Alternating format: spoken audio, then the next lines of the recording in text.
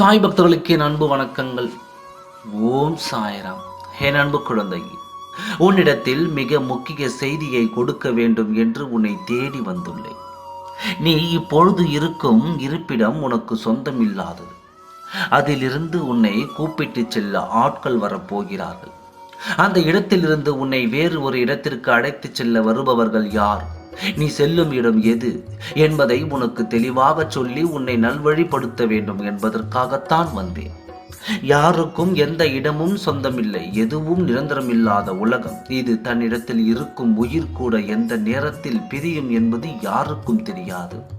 இப்படிப்பட்ட காலகட்டத்திலேயே உன்னுடையது என்னுடையது, உன் வாழ்க்கை என் வாழ்க்கை என்று ஒருவரது வாழ்க்கையை ஒருவர் கெடுக்க எத்தனை ஆர்வமாக இருந்து வருகிறார்கள். இவர்களுக்கு மத்தியில் உன்னை போல் இருக்கும் பிள்ளைகள் எத்தனை சிரமப்படுகிறார்கள் என்பது எனக்கு தெரியும். அதனால்தான் தெய்வ கடாட்சங்கள் நிறைந்து உன்னை இதிலிருந்து காப்பாற்றி நல்ல இடத்திற்கு அழைத்து செல்ல வேண்டும் என்று முடிவு எடுத்தேன். இந்த இடம் உனக்கு வேண்டாம். நீ இருக்கும் இடம் உனக்கு ஆபத்தானது. எதையுமே நிலையில்லாமல் கொடுக்காமல் உன்னை வருத்தப்பட வைக்கவும் உன்னை வலிக்காமல் அனுபவிக்க வைக்கவும் இடமாக இருக்கிறது.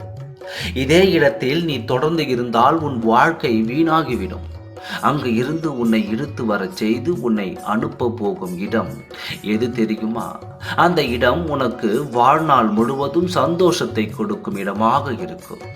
நினைத்ததை பெற்று நினைத்த வாழ்க்கையை சந்தோஷமாக வாழ அனைத்தும் நான் உனக்கு தயார் செய்து விட்டேன். சகல செல்வங்களோடு நோய் நொடி இல்லாமல் தீர்க்காயுசை பெற்று வளமோடு நீ வாழ அத்தனையும் நான் அங்கே கொட்டி வைத்துள்ளேன். முழுமையான மாற்றம் அடைந்த உன் வாழ்க்கையை உன் கண்களில் காணப்போகிறாய். அற்புதமான நிலையில் நான் மாற்றப் போகிறேன். வாழ்க்கையே முடிந்து விட்டது என்று நினைத்துக் கொள்ளாதே. இனிதான் உன் வாழ்க்கையின் தொடக்கமே ஆரம்பம். உன்னை கையோடு அழைத்து சென்று நான் வைத்திருக்கும் இடத்தில் உன்னை நான் வைக்கப் போகிறேன். உயர்ந்த இடத்திற்கு உன்னை நான் அழைத்துச் செல்லப் போகிறேன். தயாராக இரு. நல்லதே நடக்கும். ஓம் சாய்ராம். நன்றி. வணக்கம்.